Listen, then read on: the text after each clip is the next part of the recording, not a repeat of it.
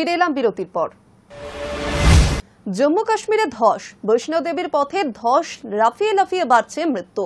ধসে অন্তত ৩০ জনের মৃত্যুর খবর পাওয়া যাচ্ছে। প্রচন্ড বৃষ্টির সময় আচমকা ধস নামে এই রাস্তায়। জম্মু পাঠানকোট জাতীয় সড়কে যান চলাচল সম্পূর্ণ বন্ধ।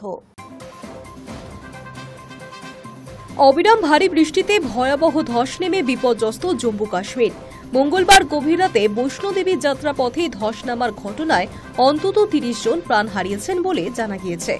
আহত হয়েছেন আরও ২৩ জন। আশঙ্কা করা হচ্ছে ধসের কবলে এখনও কিছু মানুষ আটকে রয়েছেন। গত ৩ দিন ধরে টানা বর্ষণের জেরে রাজ্যের একাধিক এলাকায় হরপা বান ও ভূমিধস দেখা গিয়েছে। রাস্তাঘাট ভেঙে পড়েছে, অনেক সেতু ক্ষতিগ্রস্ত হয়েছে, বিদ্যুৎ বিচ্ছিন্ন, নষ্ট হয়েছে মোবাইল নেটওয়ার্ক।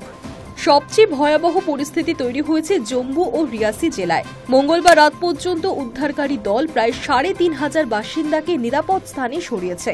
অস্থায়ী ক্যাম্পে তাদের আশ্রয় ও খাবারের ব্যবস্থাও করা হয়েছে। যারা গুরুতর জখম তাদের হাসপাতালে নিয়ে যাওয়া হয়েছে। আবহাওয়া দপ্তর জানিয়েছে আগামী ২-৩ দিন পরিস্থিতি আরও খারাপ হতে পারে। কাটরা, জম্মু, সাম্বা, রিয়াসি, উধমপুর, ডোডা এবং কিশতওয়াড় জেলায় লাল সতর্কতা জারি হয়েছে। দুর্যোগের কারণে বৈষ্ণোদেবী যাত্রা আপাতত বন্ধ। মঙ্গলবার ধস নামতেই আতঙ্ক ছড়িয়ে পড়ে পুণ্যার্থীদের মধ্যে।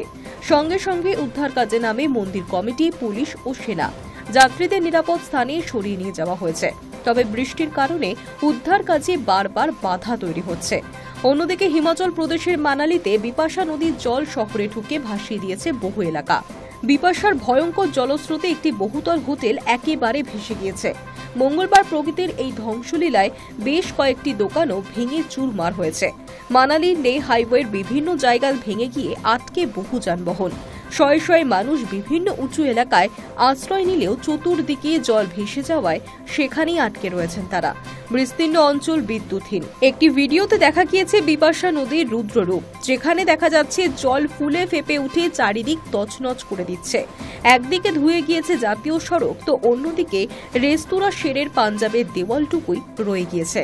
ভারী বৃষ্টির কারণে বিপর্যস্ত জম্মু কাশ্মীরে আপাতত রেল পরিষেবা বন্ধ।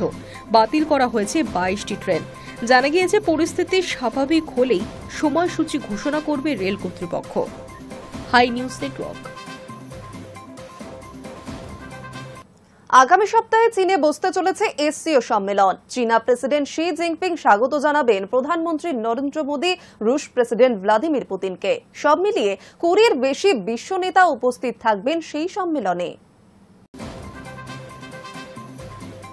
আগামী সপ্তাহে চীনে বসতে চলেছে এসসিও সম্মেলন। চীনা প্রেসিডেন্ট শি জিনপিং স্বাগত জানাবেন প্রধানমন্ত্রী নরেন্দ্র মোদী, রুশ প্রেসিডেন্ট ভ্লাদিমির পুতিনকে। সব মিলিয়ে ২০-এর বেশি বিশ্ব নেতা উপস্থিত থাকবেন সম্মেলনে। নিশ্চিতভাবেই গ্লোবাল সাউথের উত্থানের এই ছবিতে অস্বস্তিতে পড়বেন মার্কিন প্রেসিডেন্ট ডোনাল্ড ট্রাম্প। ৩১ আগস্ট থেকে ১ সেপ্টেম্বর পর্যন্ত ওই সামিটটি চলবে।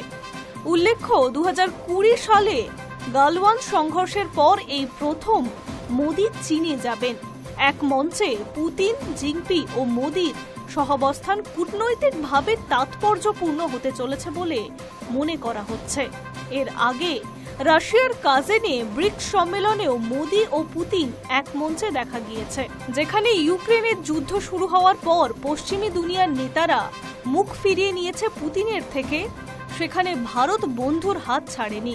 গত সপ্তাহে নয়াদিল্লিতে ভারতে নিযুক্ত রুশ রাষ্ট্রদূত বলেছেন, খুব তাড়াতাড়ি ভারত ও চীনের সঙ্গে ত্রিপাক্ষিক বৈঠক করবে রাশিয়া। এদিকে চীনের এক গবেষণা সংস্থার সম্পাদক এরিক ওলান্ডার বলেছেন, জিনপিং চাইছেন সম্মেলনকে ব্যবহার করে মার্কিন আধিপত্য থেকে মুক্ত আন্তর্জাতিক দুনিয়ার ছবিটা কেমন হতে চলেছে তা তুলে ধরা। মনে রাখতে হবে, গত জানুয়ারি থেকে চীন, ইরান, রাশিয়ার পর ভারতের বিরুদ্ধেও আক্রমণাত্মক হয়েছে হোয়াইট হাউস, কিন্তু এতে কোনো প্রভাব পড়েনি। উল্লেখ্য, মার্কিন আগ্রাসনকে পাল্লা দিতে ভারত ও চীনকে একজোট হওয়ার বার্তা একাধিকবার এসেছে বেজিং এর তরফে। হাতে হাত মিলিয়ে বিশ্বকে হাতি ও ড্রাগনের নাচ দেখানোর বার্তাও দিয়েছিল চীন। এই অবস্থায় মোদীর এই সফরের মুখ্য উদ্দেশ্য এসসিও সম্মেলন হলেও এর নেপথ্যে অন্য অঙ্ক রয়েছে বলে মনে করছে রাজনৈতিক মহল। High news network. 8 মাসের মধ্যে আরও একবার অবসর। টেস্টের পর আইপিএলকেও বিদায় জানালেন অশ্বিন। গত বছরের ডিসেম্বরে টেস্ট থেকে অবসর নিয়েছিলেন। এবার আইপিএলকেও বিদায় জানালেন রবিচন্দ্রন অশ্বিন। বুধবার সকালে নিজের সমাজ মাধ্যমে ঘোষণা করেছেন তিনি। ফলে আইপিএলের অন্যতম সফল বোলারের যাত্রা শেষ হল। বুধবার গণেশ চতুর্থী, সেই দিনটিকেই অবসর ঘোষণার দিন হিসেবে বেছে নিয়েছেন অশ্বিন। তিনি লিখেছেন, বিশেষ দিন, তা একটা বিশেষ শুরু। ওরা বলেন, প্রতিটা সমাপ্তি একটা নতুন শুরুর ইঙ্গিত।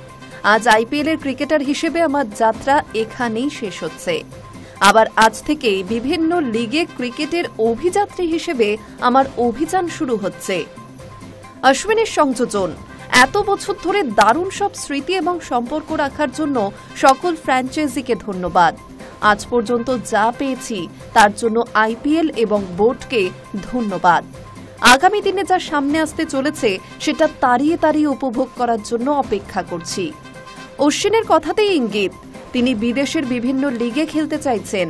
ভারতের সব ধরনের আন্তর্জাতিক ক্রিকেট থেকে আগেই অবসর নিয়েছেন তিনি। এবার আইপিএল থেকেও সরে গেলেন। ফলে বিদেশের লিগে খেলতে আর সমস্যা থাকল না তার। সম্প্রতি দীনেশ কার্তিক দক্ষিণ আফ্রিকার SA-T20 লিগে খেলেছেন। তাই ভবিষ্যতে অশ্বিনকেও বিদেশি লিগগুলিতে দেখা যেতে পারে। সব মিলিয়ে আইপিএলে 221টি ম্যাচে 187টি উইকেট নিয়েছেন অশ্বিন। ব্যাট হাতে রয়েছে 833 রান। 2010 এবং 2011 সালে চেন্নাইকে আইপিএল জেতাতে গুরুত্বপূর্ণ ভূমিকা নিয়েছিলেন তিনি। উল্লেখ্য, এ মাসের শুরুতেই অশ্বিন চেন্নাই সুপার কিংস ছাড়তে চেয়েছিলেন। চেন্নাই কর্তৃপক্ষকে অনুরোধ করেছিলেন মিনি নিলামের আগে তাকে ছেড়ে দেওয়া হোক। কি কারণে অশ্বিন দল ছাড়তে চাইছিলেন তা পরিষ্কার ছিল না। শুধু দল নয়, সিএসকে একাডেমির ডিরেক্টর অফ অপারেশনস পদ থেকেও ইস্তফা দিতে চেয়েছিলেন তিনি। 1 দশক পরে গতবারই চেন্নাই ফিরেছিলেন অশ্বিন। নিলামে তাকে 9.75 কোটি টাকা দিয়ে কিনেছিল চেন্নাই। প্রত্যাশা অনুযায়ী খেলতে পারেননি। 9 ম্যাচে মাত্র 7 উইকেট পেয়েছিলেন। ম্যাচে প্রভাব ফেলতে না পারার কারণে বারবার তাকে সমালোচিতও হতে হয়েছে। সমস্যা হয়েছিল মাঠের বাইরেও। আইপিএলে চেন্নাইয়ের অভিযান শেষ হওয়ার পর অশ্বিনের ইউটিউব চ্যানেলে চেন্নাই বিরোধী মন্তব্য করেছিলেন বেশ কিছু প্রাক্তন ক্রিকেটার। কেন নিজের ইউটিউব চ্যানেলে অশ্বিন সেই সব মন্তব্য সম্প্রচার করলেন তা নিয়ে প্রশ্ন উঠেছিল।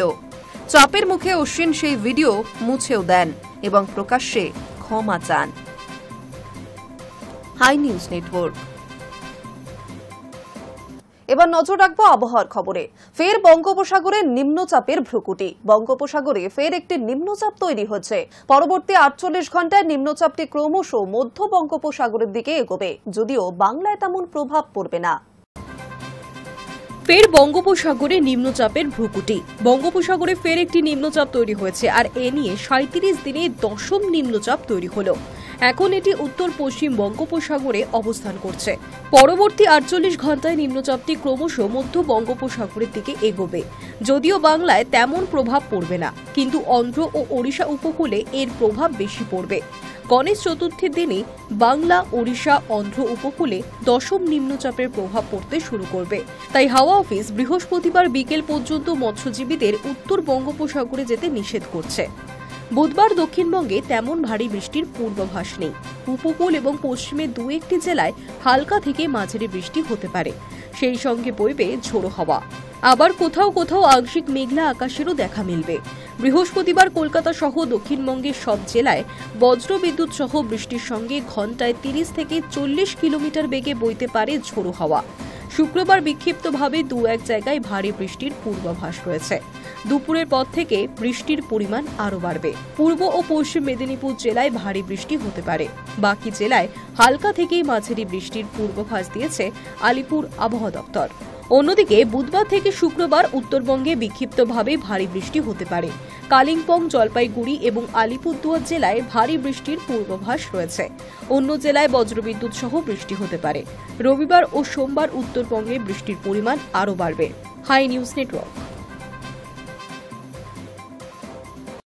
নিউজ টুডে এখন এ পর্যন্তই। পরবর্তী অন্যান্য খবর জন্য নজর রাখুন হাই নিউজে। নির্ভীক, নিরপেক্ষ।